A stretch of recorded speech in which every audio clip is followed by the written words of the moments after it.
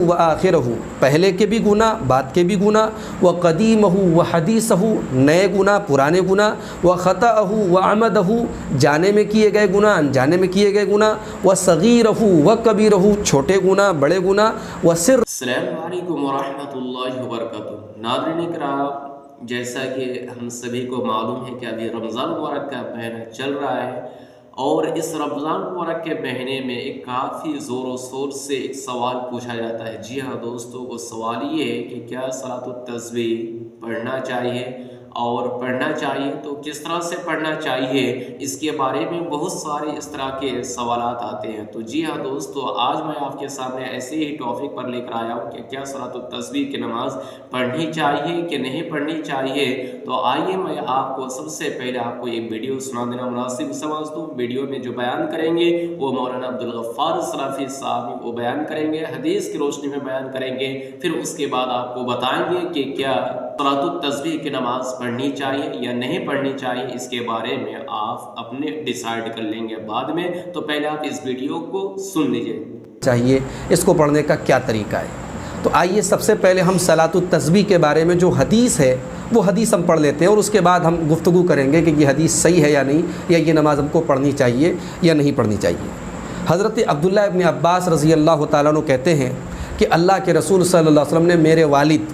اور اپنے چچا حضرت عباس بن عبد المطلب سے آپ نے کہا، یا عباس، اے عباس، یا اماں، اے میرے چچا، الا اوتیکا، کیا میں آپ کو ایک چیز نہ دے دوں، الا امنہو کا، کیا میں آپ کو ایک گفٹ نہ کر دوں، الا احبو کا، کیا آپ کو ایک میں چیز عطا نہ کر دوں، الا افعل بک عشر خصال، کیا میں آپ کو 10 ایسی باتیں نہ بتاؤں، اذا انت فعلت ذلک، اگر وہ 10 باتیں آپ نے پوری کر لیں، غفر اللہ لک ذنبک، تو اللہ تعالیٰ آپ کے گناہ معاف کر دے گا، اولہ و آخرہ، پہلے کے بھی گناہ بعد کے بھی گناہ، و قدیمہ و حدیثہ، نئے گناہ پرانے گناہ، و خطأہ و عمدہ، جانے میں کیے گئے گناہ انجانے میں کیے گئے گناہ، و صغیرہ و کبیرہ، چھوٹے گناہ بڑے گناہ، و سرہ و علانیتہ، چھپے گناہ کھلے گناہ، 10 خصال، 10 کام آپ کو کیا کرنے ہیں، ان تصلی 4 رکعات، کہ آپ کو 4 رکعت نماز پڑھنا ہے، تقرؤ فی کل رکعت بفاتحۃ الکتاب و سورہ، ہر رکعت میں آپ سورہ فاتحہ پڑھیں گے اور اس کے بعد کوئی سورت پڑھیں گے، فاذا فرغت من القراءہ، اور جب آپ قراءت سے فارغ ہو جائیں گے، فی اول رکعت، پہلی رکعت میں، فقل وانت قائم، تو اسی قیام کی حالت میں آپ کہیں گے، سبحان اللہ والحمد للہ ولا الہ الا اللہ واللہ اکبر، یہ آپ کہیں گے 15 مرتبہ، 15 مرہ، 15 مرتبہ آپ کہیں گے۔ ثم ترکعوا،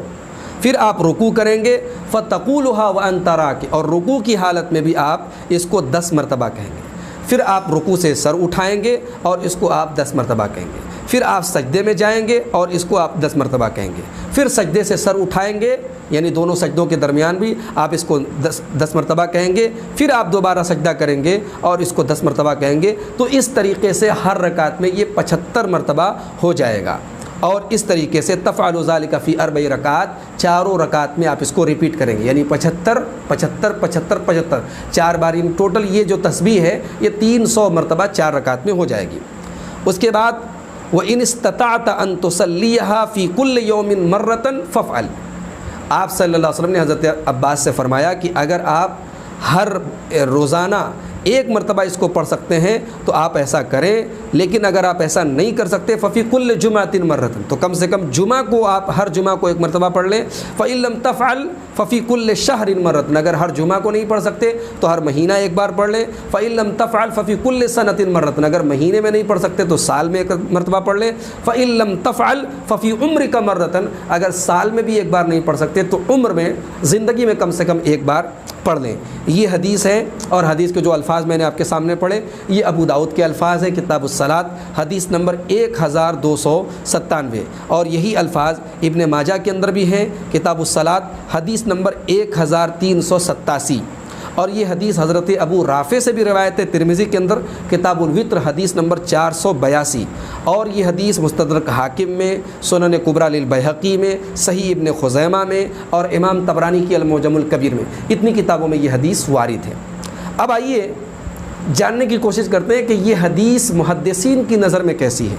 تو بہت سارے علماء نے اس حدیث کو صحیح قرار دیا ہے۔ موجودہ دور کے محدثین میں علامہ البانی رحمۃ اللہ علیہ نے اور حافظ زبیر علی زئی رحمۃ اللہ علیہ نے، ان لوگوں نے اس حدیث کو صحیح قرار دیا ہے، لیکن بہت سارے علماء اور محدثین اس حدیث کو ضعیف قرار دیا ہے، اور اس کے ایک راوی کی بنا پر کہ بھئی وہ ثقہ تو ہے لیکن اتنا ثقہ نہیں ہے کہ اس کی یہ منفرد روایت لی جائے، اس لیے بہت سارے محدثین نے اس حدیث کو ضعیف بھی قرار دیا ہے۔ اس حدیث کو ضعیف قرار دینے والوں میں امام ترمذی ہیں، امام عقیلی ہیں، امام ابن العربی ہیں، امام نووی ہیں، حافظ ابن حجر ہیں، علامہ ابن تیمیہ ہیں، امام المزی ہیں، ان تمام لوگوں نے اس حدیث کو ضعیف قرار دیا ہے۔ اب آپ پوچھیں گے کہ پھر ہم کس کی بات کو صحیح مانیں، جو علماء اس کو صحیح کہہ رہے ہیں یا جو علماء اس کو ضعیف کہہ رہے ہیں؟ تو راجح بات، دلیل کے اعتبار سے مضبوط بات یہ نظر آتی ہے کہ یہ دو نماز سنت سے ثابت نہیں ہے اور یہ حدیث صحیح نہیں ہے، یہ نماز ہم کو نہیں پڑھنی چاہیے۔ کیوں؟ پہلی بات، یہ نماز ایک عبادت ہے، اور عبادت میں جو اصل ہے وہ منع ہے۔ کوئی بھی عبادت ہم تب تک نہیں کریں گے جب تک دلیل صحیح اور صریح دلیل سے وارد نہ ہو۔ نماز کا مسئلہ ہے، عبادت کا مسئلہ ہے، واضح اور صحیح دلیل نہ ہو تو ہم وہ کام نہیں کریں گے۔ دوسری بات یہ کہ یہ حدیث جو ہے مضطرب ہے، اس کے بارے میں بہت اختلاف ہے، بہت سارے علماء نے اس کو ضعیف بلکہ بہت سارے علماء نے موضوع قرار دیا ہے، اور اس کی کئی سند جو ہے ایسی ہے کہ جس کے بارے میں علماء نے کلام کیا ہے، تو یہ دوسری وجہ ہے جس کی وجہ سے یہ نماز ہم کو نہیں پڑھنی چاہیے۔ تیسری بات یہ کہ اتنی بڑی فضیلت کی یہ نماز ہے، اس کے باوجود جن ائمہ نے دین کے اندر اجتہاد کیا، جو ائمہ مجتہدین ہیں، بالخصوص امام مالک رحمۃ اللہ علیہ، امام ابو حنیفہ رحمۃ اللہ علیہ، امام شافعی رحمۃ اللہ علیہ، امام احمد ابن حنبل رحمۃ اللہ علیہ، ان تمام ائمہ میں سے کوئی بھی اس نماز کے پڑھنے کا قائل نہیں، کسی نے بھی اس نماز کو مستحب قرار نہیں دیا ہے۔ چوتھی بات یہ کہ اگر یہ نماز شریعت سے ثابت ہوتی، مشروع ہوتی، تو یہ صحیح سند سے، بے داغ سند سے ثابت ہوتی، اس لیے کہ اتنی عظیم اس کی فضیلت ہے، اتنا بڑا ثواب کہ شاید کسی نماز کا اتنا بڑا ثواب بتایا گیا ہو کہ چھوٹے بڑے کھلے چھپے پرانے نئے سارے گناہ معاف ہو رہے ہیں۔ اور پھر یہ نماز عام نمازوں سے بالکل الگ ہے، اس کا طریقہ سجدے میں ہمیں جو عام تسبیح پڑھتے وہ نہیں پڑھنا، رکوع میں جو عام تسبیح پڑھتے وہ نہیں پڑھنا، بلکہ ایک خاص تسبیح پڑھنا ہے، طریقہ الگ ہے، فضیلت عظیم ہے، اور اس کے باوجود ایک ایسی سند سے آ رہی جس سند پر کلام ہے۔ ارے ہونا تو یہ چاہیے تھا کہ صحابہ اس نماز کو شوق و ذوق سے پڑھتے، اور ایک بڑی تعداد میں یہ حدیث جو ہے ہم سے، صحابہ سے ہم کو ملتی، لیکن ایسا نہیں ہے۔ اور آخری بات یہ کہ اس نماز میں جو عجیب و غریب اختیار دیا گیا ہے کہ کبھی بھی پڑھ دو، یا تو روزانہ پڑھ دو، جمعہ کو پڑھ دو، مہینے میں پڑھ لو، عمر میں پڑھ دو، سال میں پڑھ دو، یہ اختیار بھی جو ہے کسی اور نماز کے بارے میں نہیں ملتا ہے۔ اس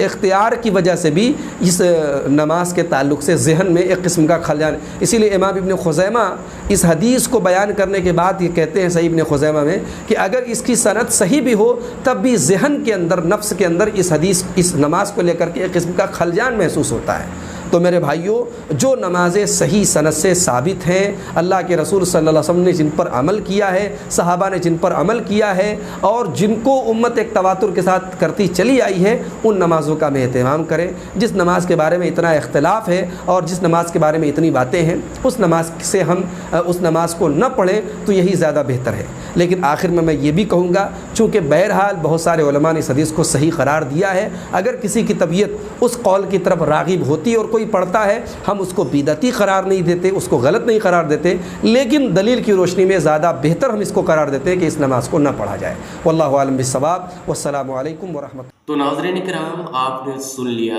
کہ صلاۃ التسبیح کی نماز پڑھنی چاہیے نہیں پڑھنی چاہیے۔ آپ اس طرح کی ویڈیو آپ نے سن لیا، تو آپ اس ویڈیو کو زیادہ سے زیادہ لائک کیجیے، سبسکرائب کریں اور دوسروں کو بھی شیئر کر دیے تاکہ ان کو بھی معلومات ہو جائے، تاکہ ان کا بھی کنفیوز دور ہو جائے۔ Thanks for watching this video.